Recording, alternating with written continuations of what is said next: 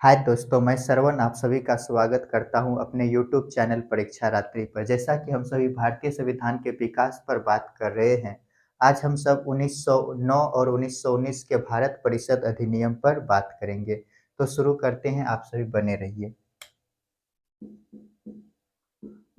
1909 का भारत परिषद अधिनियम,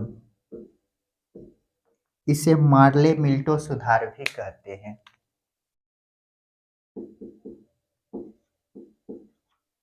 मार्ले मिंटो सुधार भी कहते हैं। ये मार्ले जो है ये भारत सचिव है। भारत सचिव। ये जो मिंटो है ये वायसराय है।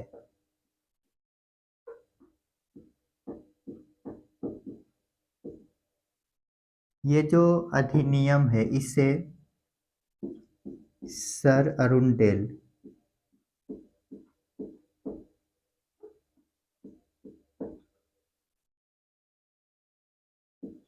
सर अरुंडेल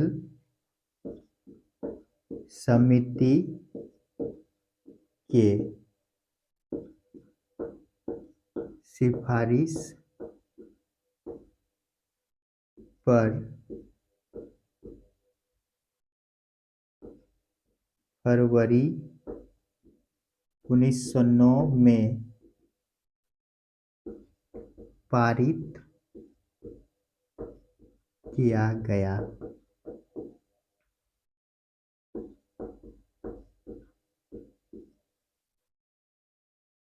इसकी यदि मुख्य बातों को देखें तो यहाँ पर जो है कि सांप्रदायिक निर्वाचन की शुरुआत होती है। सांप्रदायिक निर्वाचन प्रणाली की शुरुआत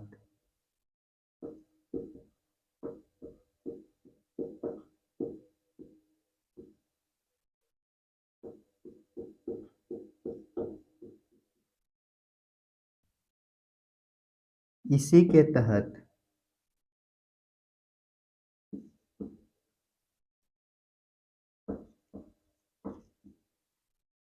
मुसलमानों को पृथक निर्वाचन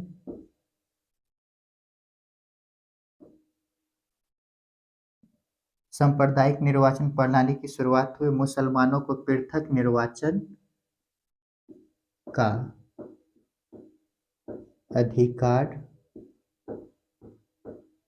मिला। जल्दी से इनको लिखिए।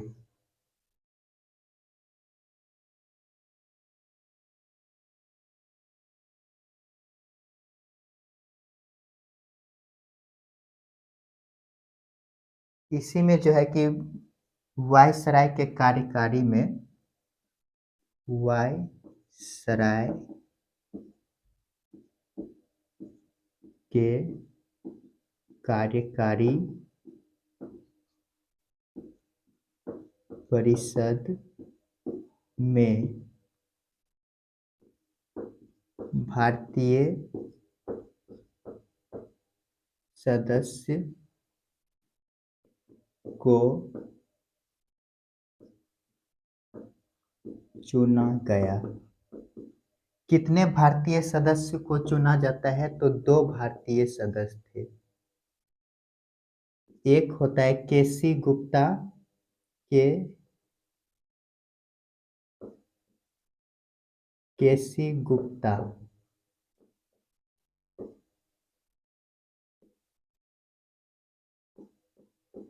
सैयद हुसैन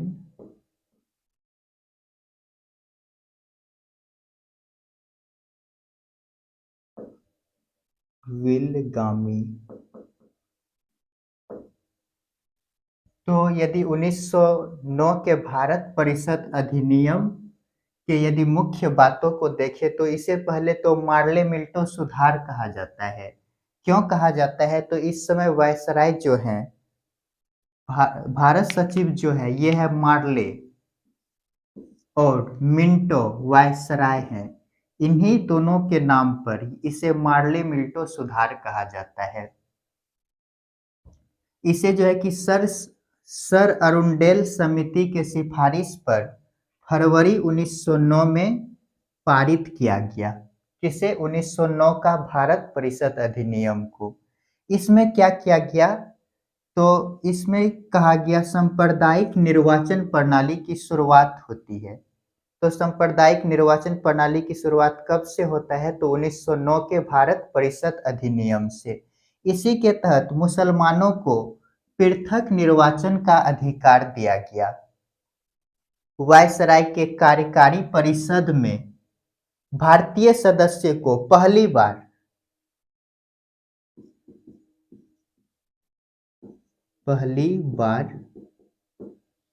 भारतीय सदस्य को चुना जाता है। तो उसमें कितने भारतीय सदस्य हैं? तो 2 भारतीय सदस्य हैं। कौन कौन है 2 भारतीय सदस्य में? तो केसी गुप्ता और सैयद हुसैन बिलगामी। जल्दी से इनको लिखिए।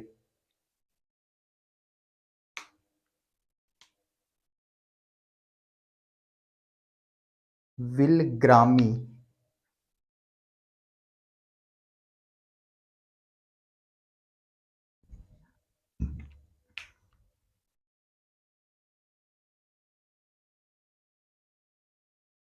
चलिए इनको मिटाते हैं।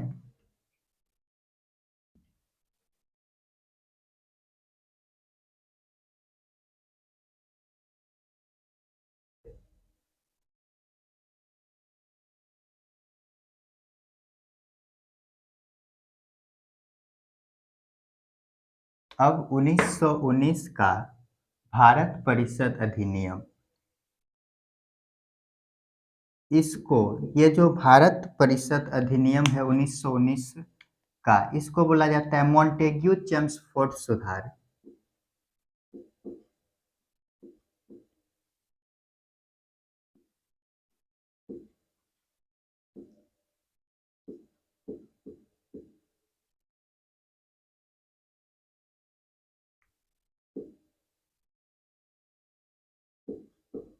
चेम्सफोर्ड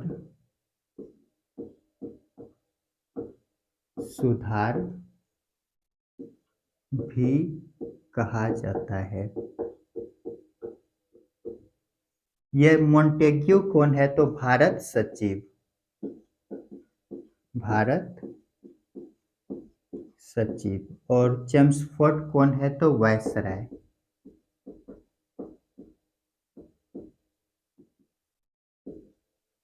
यहाँ पे क्या किया जाता है?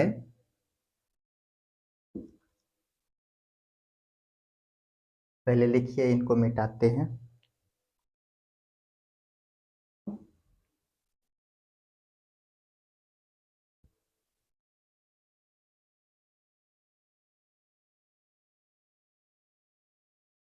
केंद्र में द्विसदनात्मक व्यवस्था को लागू किया गया।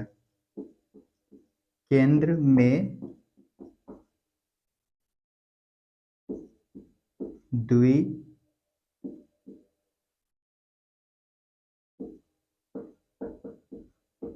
द्विसदनात्मक व्यवस्था।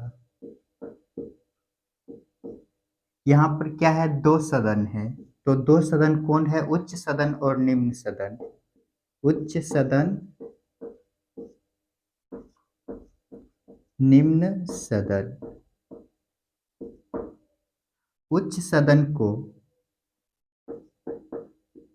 कहा जाता है राज्य परिषद। ये जो निम्न सदन है इनको कहा गया केंद्रीय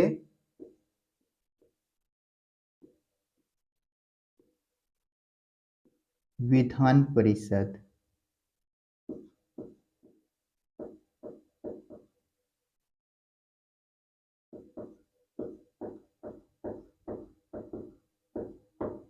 जल्दी से इनको लिखिए।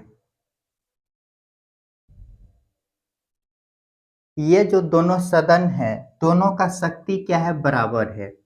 यहाँ पे लिखते हैं दोनों का शक्ति बराबर, किंतु किंतु क्या? बजट पर। ये जो बजट है, इन पर जो है कि केंद्रीय विधान परिषद का अधिक अधिकार है। केंद्रीय विधान परिषद के अधिक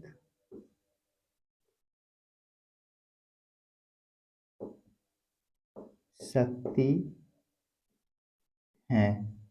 तो इनको समझते हैं पहले। यह जो 1919 का भारत परिषद अधिनियम है, इसे मॉन्टेग्यू चेम्सफोर्ड सुधार कहा जाता है। मॉन्टेग्यू भारत सचिव और चेम्सफोर्ड वायसराय है इस समय का। इसमें क्या किया गया? केंद्र में द्विसदनात्मक व्यवस्था लाया गया। द्विसदनात्मक व्यवस्था कौन कौन है? तो उच्च सदन है और निम्न सदन है। यह क्या करता है? बिल को पारित करने का कार्य करते हैं। तो उच्च सदन को कहा गया है राज्य परिषद और निम्न सदन को कहा गया है केंद्रीय विधान परिषद। यहाँ जो है कि दोनों का शक्ति बराबर है, उच्च सदन और निम्न सदन का, किंतु बजट पर, बजट वाले हम कल पढ़ चुके हैं। तो ये जो बजट है, इन पर केंद्र सरकार, केंद्रीय विधान परिषद के अधिक अधिकार हैं। यानी कि केंद्रीय विधान परिषद के जो सदस्य हैं, ये जो बजट है, इन पर इनका अधिक अधिकार है। जल्दी से इनको लिखिए।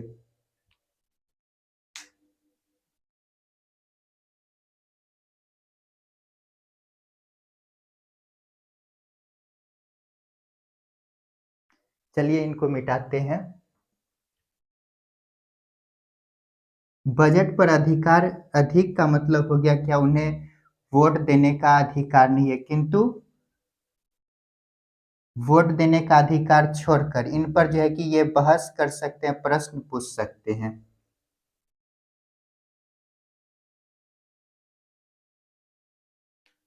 इसी के तहत प्रांतों में द्वैत शासन लगाया जाता है।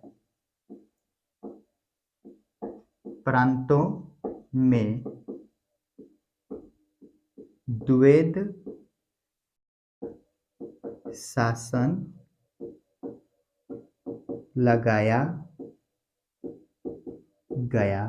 द्वैत शासन का मतलब हो गया दो शासन, दो स्तर पे शासन होगा।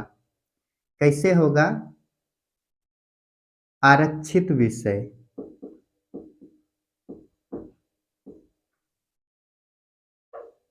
आरक्षित विषय में आ गया पुलिस, वित्त, उसके बाद हस्तांतरित विषय,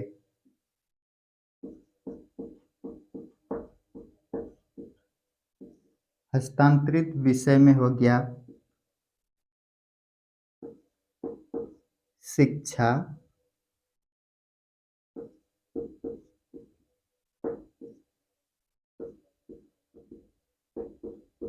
स्वास्थ्य। इन्हीं में क्या किया जाता है? 1909 में जो पृथक निर्वाचन मिला था, उनमें विस्तार किया जाता है। सांप्रदायिक निर्वाचन में विस्तार, सांप्रदायिक निर्वाचन प्रणाली में विस्तार। विस्तार का मतलब हो गया 1909 में मुस्लिम को पृथक निर्वाचन मिला, मुस्लिम को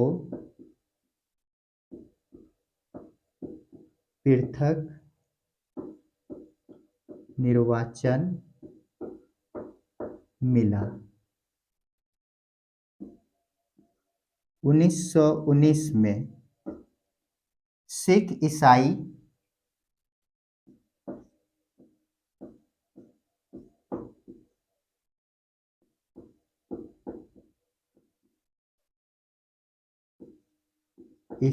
एंग्लो इंडियन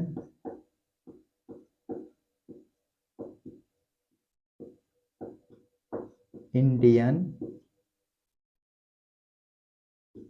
को भी पृथक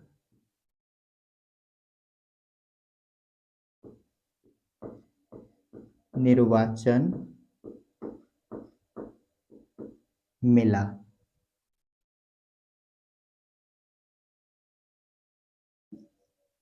महिलाओं को मत देने का अधिकार मिला।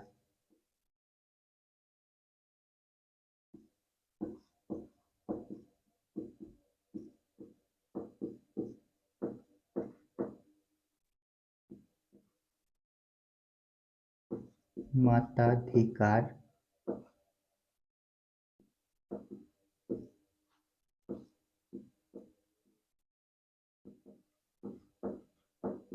मिला। जल्दी से इनको लिखिए।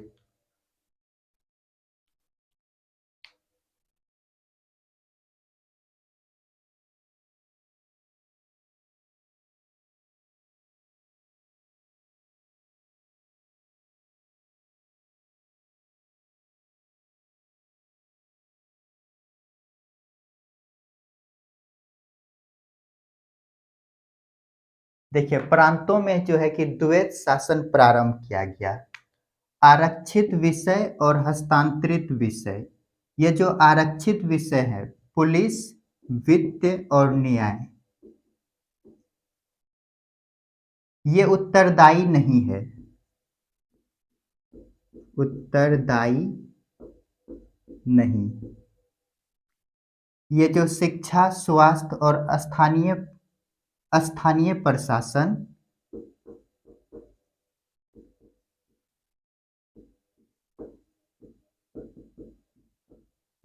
ये क्या है? उत्तरदायी है। उत्तरदायी है। ये जो मिला है, आरक्षित विषय जो मिले हैं, इन पर जो है कि कानून कौन बनाएगा? तो ब्रिटिश।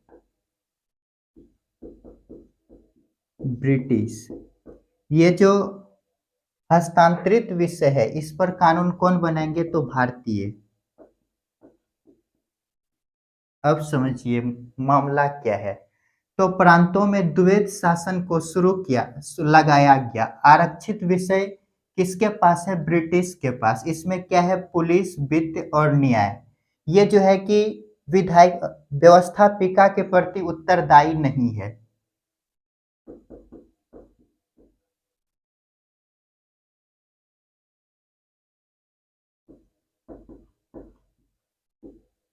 व्यवस्थापिका के प्रति उत्तरदायी नहीं।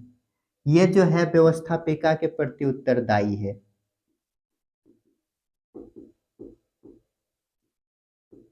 के प्रति उत्तरदायी।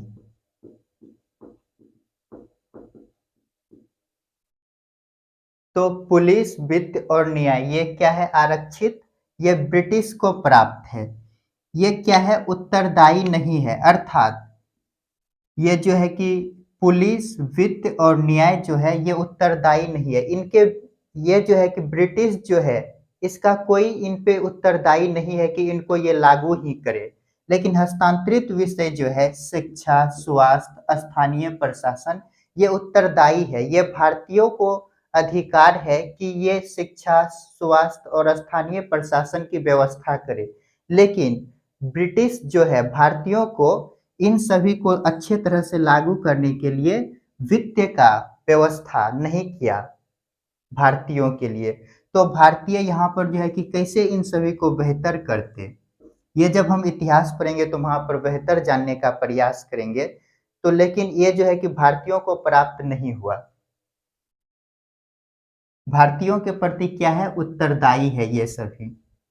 तो यहाँ पे क्या, इसी में क्या किया गया, ये जो प्रांतों में द्वैत शासन है, इसको तो लगाया गया 1919 में लगाया गया प्रांत में, 1935 में प्रांत में समाप्त, प्रांत में समाप्त किया गया, और 1935 में ही केंद्र में द्वैत शासन लगाया। केंद्र में द्वैत शासन को क्या किया गया, लगा दिया गया। सांप्रदायिक निर्वाचन प्रणाली का विस्तार किया गया, यानी कि ये जो सांप्रदायिक निर्वाचन प्रणाली 1919 में लगाया गया सर्वप्रथम, उनमें विस्तार किया गया। क्या उनको क्या क्या क्या क्या फैला दिया गया। पहले तो 1919 में मुस्लिम को पृथक निर्वाचन मिला। उसके बाद 1919 में इनको बढ़ाकर क्या किया, सिख, ईसाई, एंग्लो इंडियन को भी पृथक निर्वाचन मिल गया। महिलाओं को मताधिकार भी मिल जाता है इसी में। जल्दी से इनको लिखिए।